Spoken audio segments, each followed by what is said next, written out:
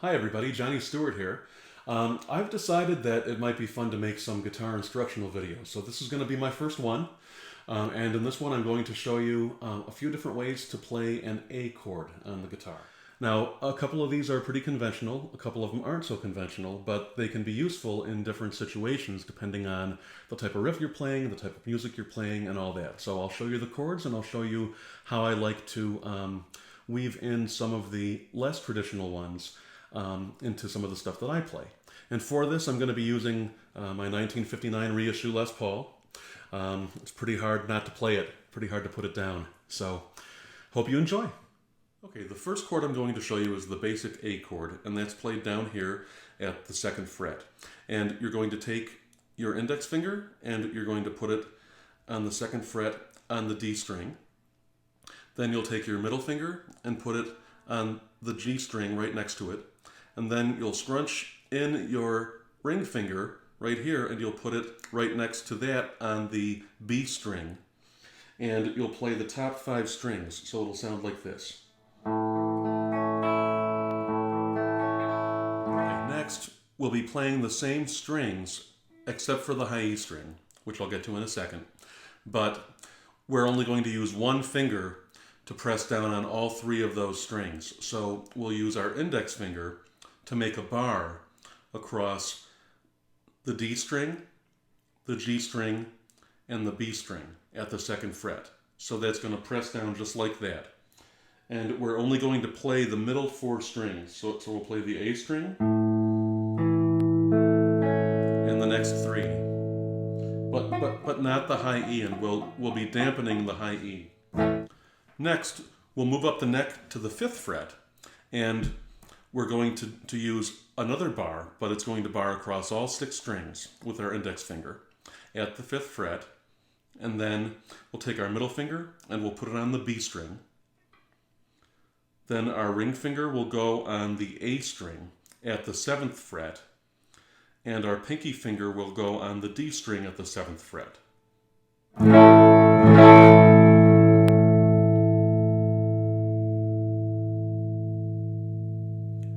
Now, if you're familiar with a basic E chord down here, which starts at the 1st fret, then that's the same chord shape, but we're using our finger to bar as if we're moving the nut of the guitar all the way up to the 5th fret, and then we're using these last 3 fingers to make that same E chord shape. Now, staying up at the 5th fret, instead of doing the bar across all 6 strings with our index finger, we're going to use just the pad of our index finger to press down on just the highest 2 strings. So the B string and the high E string. So it'll be like that. Then we're going to add our middle finger, just as we did before with that bar chord.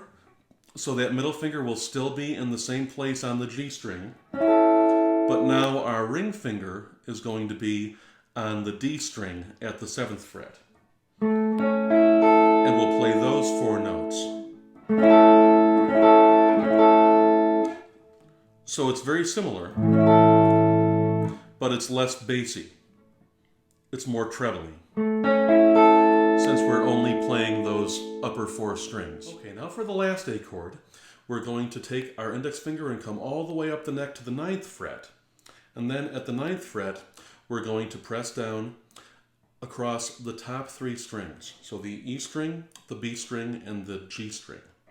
And then we're going to take our middle finger and we're going to put it at the 10th fret on the B string.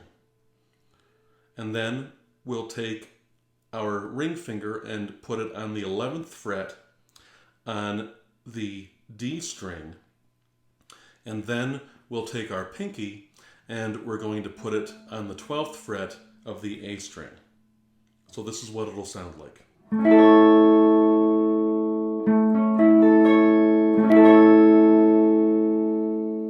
Now, you might say, when am I going to use these weird high chords up the neck? Well, there are a lot of reasons why you might want to. First of all, this is what's called a movable chord.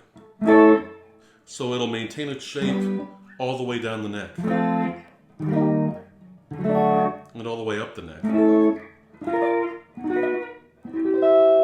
So no matter what key you're playing in, you can use that chord shape, and it gives a very different voicing from if you're all the way down here on the neck with the traditional A chord.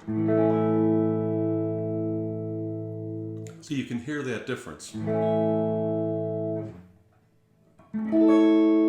if you're in a band or you're playing with other people with a lot of low-end instruments, or just a few other guitar players if you're just jamming and having fun, and a lot of people are playing down the neck, all that low end can get very muddy.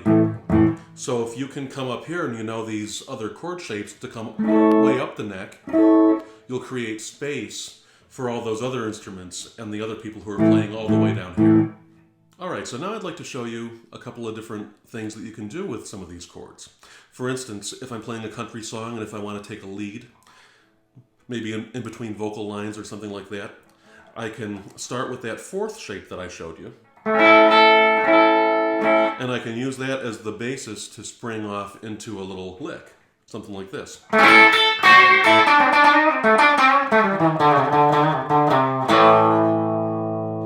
then look where we ended. We end at the second shape that I showed you. And notice that as you're moving down the scale, moving down the A string for the end of the lick, trying to grab that A chord for the end of the lick would be a lot harder with all three of these fingers. Having to reposition your entire hand than as you're moving down, and then you just use your index finger, which is right there, right in position, waiting for it. Okay, so now let's say you want to do a country lick and work it up the neck instead of down the neck. You can start right down here and do something like this. Notice that I can only do that lick when I'm making the A chord at the second fret with just my index finger, because I've got to have this finger free. Otherwise, if you were going to try to do that using a traditional A chord shape, you would be trying to grab it with your pinky to head into the lick and see how it's awkward that way. One more thing I'd like to show you is down here at the second fret, using that bar with your index finger to make that traditional A chord shape, or I should say play the traditional A chord notes, but using just the index finger. That's the root for a lot of blues, which I'm sure you probably have already picked up on. I'm sure a lot of you have, but in case you haven't, you're already going to be in that position anyway when you're just playing those two notes. So instead of just playing those two notes, you can make the rest of the chord available to you if you want to.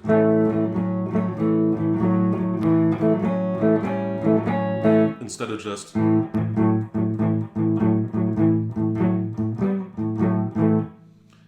In fact, it's become hard for me over the years to play without using that entire chord and trying to bring it all into it, as you just heard. I think I brought the eighth into it just a minute ago. But that can be really useful for you. It can also be useful in rock the same way. You know, instead of just...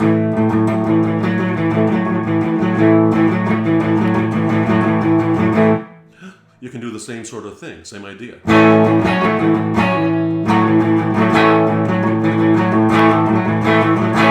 And that can be really useful when you're playing solo acoustic or something like that without a band, without anybody else. So you can fill out more of that auditory spectrum. Well, okay, everybody, those are 5 of my favorite ways to play an A chord on the guitar. I hope you found this video useful, and if you did, then please like it and subscribe to my channel, share it with your friends, and please comment or send me messages and let me know what else you might like to see about the guitar, other chords, other techniques, or just talking about guitars, because there's plenty to talk about with these things. So, very nice to have had you with me, and thanks a lot. Take care. Play me out, Johnny.